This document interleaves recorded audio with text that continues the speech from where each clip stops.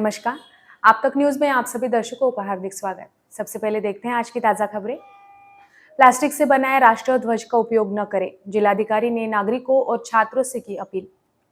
किसानों का कपास के दामों में वृद्धि का इंतजार, एमएसपी की तुलना में कम दाम मिलने से निराशा। दिन दहाड़े घर में सेंध लगाने वाला धराया, 2,85,000 रुपए का माल जब्त। पर्स से उड़ाए आभूषण, 2 युवकों को रोनने वाला चालक गिरफ्तार और मटका अड्डे पर छापा, 16 गिरफ्तार। अब देखते हैं समाचार विस्तार से। स्वतंत्रता दिवस, गणतंत्र दिवस और महाराष्ट्र दिवस राज्य भर में मनाए जाने वाले राष्ट्रीय त्योहार हैं।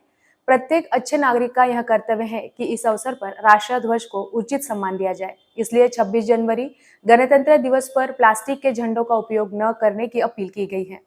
गणतंत्र दिवस कार्यक्रम के बाद सांस्कृतिक और खेल कार्यक्रमों के बाद क्षतिग्रस्त, फटे, सड़क पर पड़े गंदे राष्ट्रीय ध्वज कार्यक्रम स्थल पर अन्यत्र पड़े मिलते हैं। राष्ट्रीय ध्वज राष्ट्र की पहचान है, इसलिए राष्ट्रीय ध्वज का अपमान नहीं किया जाना चाहिए। चूंकि राष्ट्रीय ध्वज के प्रति उचित सम्मान बनाए रखने के लिए जागरूकता पैदा करना आवश्यक है, इसलिए स्वयंसेवी संस्था, छात्र, सुविज्ञ और जागरूक नागरिक, ग्राम पंचायत, महामंडल, स्थानीय स्वराज्य संस्था, तहसील, माध्यमिक विद्यालय, कनिष्ठ महाविद्यालय, स्वास्थ्य संस्थान और सभी निजी संस्थाएं स्थानीय पुलिस व्यवस्था की सहायता से प्लास्टिक के राष्ट्रीय ध्वज का उपयोग नहीं करेंगे। इस संबंध में सावधानी बरतनी जानी चाहिए तथा विक्रेताओं को प्लास्टिक के राष्ट्रीय ध्वज नहीं बेचने चाहिए। यदि प्लास्टिक के झंडे पाए जाएं तो उन्हें संबंधित तहसीलदार या नगर निगम कार्यालय में जमा करा दिया जाना चाहिए। जिला कलेक्टर ने जिले के नागरिकों और विद्यार्थियों से भी अपील की है कि वे 26 जनवरी के आयोजन के दौरान प्लास्टिक के राष्ट्रीय झंडों का उपयोग न करें। इस वर्ष कपास को अच्छे दाम मिलेंगे, ऐसी उम्मीद किसानों को थी। उसी के चलते उन्होंने 4.5 लाख हेक्टेयर से ज्यादा क्षेत्र में कपास की बुआई की थी, मगर कपास के दाम में वृद्धि नहीं हुई। एमएसपी की तुलना में भी अत्यल्प दाम मिल रहे हैं। कपास के साथ ही तुअर और सोयाबीन के दाम भी नहीं बढ़े हैं। नई सरकार आने के बाद किसानों के हित में ठोस निर्णय होने की उम्मीद किसानों को थी, मगर किसानों की ओर सरकार ने ध्यान नहीं दिया, जिससे उनमें असंतोष व्याप्त है। मारेगांव में कपास को 7,100 रुपए का दाम मिल रहा है, जबकि सोयाबीन को 3,700 से 3,900 रुपए। सीसीआई कपास खरीदी केंद्र शुरू होने से व्यापारी कुछ ठीक दाम दे रहे हैं। इसके पहले तो प्रति क्विंटल 1,000 रुपए से ज्यादा एमएसपी से कटौती की जा रही थी, जिससे किसानों को बड़ा नुकसान हुआ है। पहले ही मूसलाधार बारिश, अतिवृष्टि से किसानों की फसल चौपट हो गई। मजदूरी के रेट बढ़ गए, लागत बढ़ गई। जब उपज निकली तो दाम अत्यल्प हो गए। गत वर्ष कपास को 9,000 का दाम मिला था। इस वर्ष 10,000 रुपए मिलने की उम्मीद थी, मगर मिल रहा है 7,000 रुपए से भी नीचे। अधिकांश किसानों को कपास के दाम बढ़ने की उम्मीद होने से उन्होंने अपने घरों में ही कपास रखा है। कपास के दाम 8,000 रुपए हुए तो वे कपास बेच सकते हैं, ऐसा उन्होंने बताया है। महंगाई और प्राकृतिक आपदा के बावजूद किसान खेती करने के लिए मजबूर है। उनके पास दूसरा कोई विकल्प नहीं है।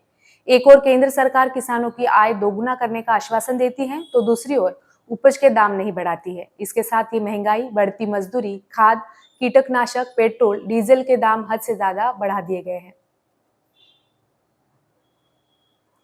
नेर शहर में दिन दहाड़े ताला बंद घर में सेंध लगाकर लाखों रुपए का माल चुराने वाले आरोपी को स्थानीय अपराध शाखा के दल ने गिरफ्तार किया है। उसके पास से चुराया माल और वारदात में इस्तेमाल एक दुपहिया समेत 2,82,140 रुपए का माल जब्त किया है। यह कार्रवाई बुधवार की रात को की। पकड़े गए आरोपी की पहचान पिंपलगांव निवासी शुभम चौहान के तौर पर हुई है। पुलिस सूत्रों से मिली जानकारी के अनुसार नेर के चिरडे लेआउट निवासी एक महिला ने 18 जनवरी को नेर थाने में शिकायत दी थी। अज्ञात चोर ने उनके घर का ताला तोड़कर भीतर से 8,000 की नकद समेत 1,04,799 रुपए का माल चुरा कर ले जाने की बात कही थी। इस मामले में नेर पुलिस ने अज्ञात के खिलाफ अपराध दर्ज कर जांच शुरू की। जांच के दौरान गुप्त सूचना पर पुलिस ने शुभम को हिरासत में लेकर पूछताछ की। उसने अपराध कबूला और 2 नाबालिग साथियों के साथ घटना को अंजाम देने की बात कही। अब लेते हैं एक छोटा सा ब्रेक, देखते रहिए आप तक न्यूज। जुल्म के खिलाफ इंसाफ की गुहार लगा रहे मजलूमों की पहुंचाने आवाज आ रहे हैं आप तक। शहर की हर हरकत पर नजर है। अगर भ्रष्टाचार को उजागर करने की आप में हिम्मत है तो आ रहे हैं आप तक।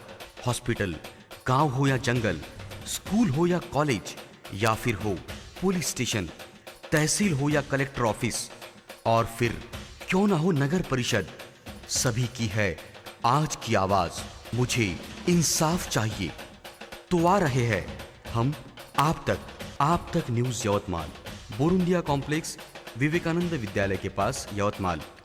समाचार एवं विज्ञापन के लिए इन नंबरों पर संपर्क करें 9850